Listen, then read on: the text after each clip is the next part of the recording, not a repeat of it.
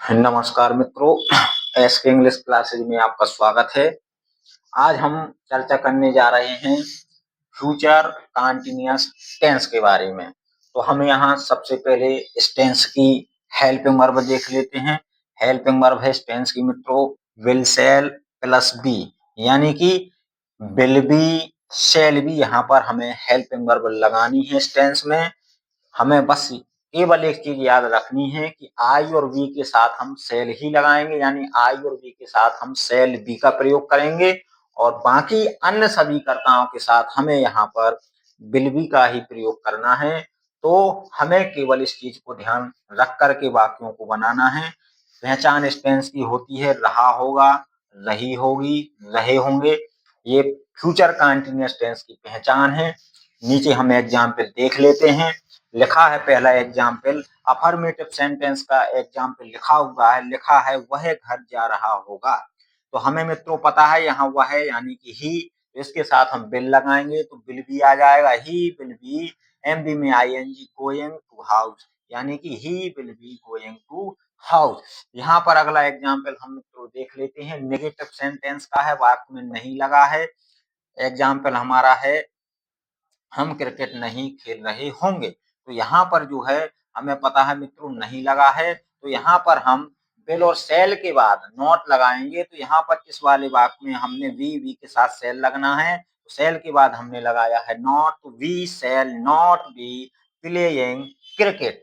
तो यहाँ पर हमने नॉट लगा दिया क्योंकि वाक्य हमारा नेगेटिव था। इसके बाद है हमारा वाक्य अगला इंट्रोगेटिव। इंट्रोगेटिव सेंटेंस की खासियत होती है कि वाक्य हमारा क्या से प्रारंभ होता है। तो यहाँ पर मित्रों क्या हम देख रहे हैं, क्या से वाक्य प्रारंभ है। तो इस टेंस की हम सबसे पहले हेल्पिंग वर्ब ही लगाएंगे। इस टेंस की हेल्पिंग वर्ब, यहाँ सब्जेक्ट को देख लेते हैं, सब्जेक्ट वे, तो वे के साथ यानी दे के साथ हमें हेल्पिंग वर्ब लगाना है विल।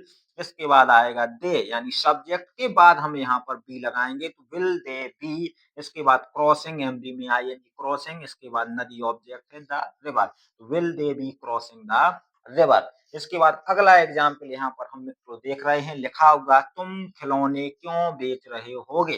तो यहाँ पर वाक्य के बीच में हम मित्रों देख रहे हैं लिखा हुआ क्यों शब्द। तो क्यों इस वाक्य का क्वेश्चन वर्ड है और सबसे पहले हम इसी वाक्य की, इसी शब्द की हम अंग्रेजी बनाएंगे। तो यहाँ पर जो क्यों शब्द आया है, तो क्यों की अंग्रेजी हमने यहाँ बनाई है मित्रों, लिखा है व्हाई। तो इसके बाद हमें क्वेश्चन वर्ड के बाद तुरंत ही हेल्पिंग वर्ब लगाना है, यानी कि डबल इंट्रोगेटिव सेंटेंस में क्वेश्चन वर्ड के बाद, वो चाहे किसी भी टेंस का वाक्य हो, अगर डबल इंट्रोगेटिव का सेंटेंस है तो क्वेश्चन वर्ड के बाद हम तुरंत ही जो है हेल्पिंग वर्ब लगाते हैं। तो यहाँ पर हम सब्जेक्ट देख लेते हैं, लिखा है तुम के साथ, यानी यू के साथ हमें हेल्पिंग वर्ब लगानी है मित्रों विल। तो व्हाई विल यू, इसके बाद आएगा बी, एमबी में आईएनजी सेलिंग द टॉयज। तो ये हमारा एग्जांपल डबल इंट्रोगेटिव सेंटेंस का है।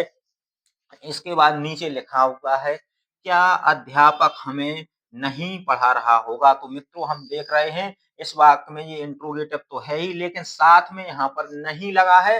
वाक्य हमारा बन जाएगा इंट्रोगेटिव नेगेटिव, हमारा ये वाक्य बन गया है। तो हमें इस वाक्य में यानी कि नॉट और लगा देना है।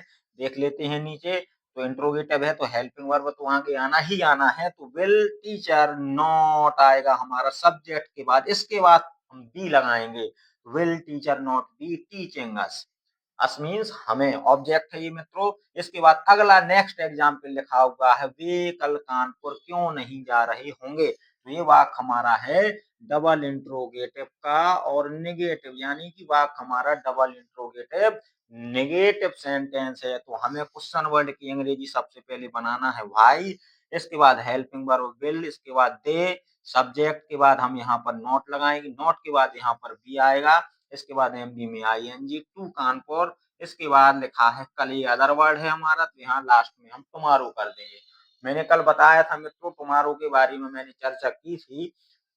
टुमारो मीन्स होता है आने वाला कल, एक होता है यस्टरडे। तो यस्टरडे माने बीता हुआ कल। यहाँ हम भविष्य काल के टेंस पढ़ रहे हैं, तो यहाँ पर हमें कल के लिए टुमारो का ही प्रयोग करना पड़ेगा। तो ये आज हमने मित्रों इस टेंस में फ्यूचर कंटीन्यूअस टेंस की चर्चा की। और फ्यूचर टेंस हम जब तक पढ़ेंगे मित्रों, तब तक हमें विल और शैल को तो साथ में लेके चलना ही चलना है। इसके बाद जो भी टेंस आगे हमारा आता जाएगा बिलो सेल में हम, जैसे यहाँ पर बी जुड़ गया है, आगे हमारा टेंस आएगा फ्यूचर परफेक्ट, तो फ्यूचर परफेक्ट टेंस में हम बिलो सेल के साथ हैव को जोड़ देंगे, तो बिलो सेल हमारा यहाँ साथ में चलेगा जब तक फ्यूचर टेंस हमारा खत्म नहीं हो जाता है। तो आज के वीडियो में इतना ही पर्याप्त है। मिलते हैं अगले वीडियो में, तब तक के लिए नमस्कार।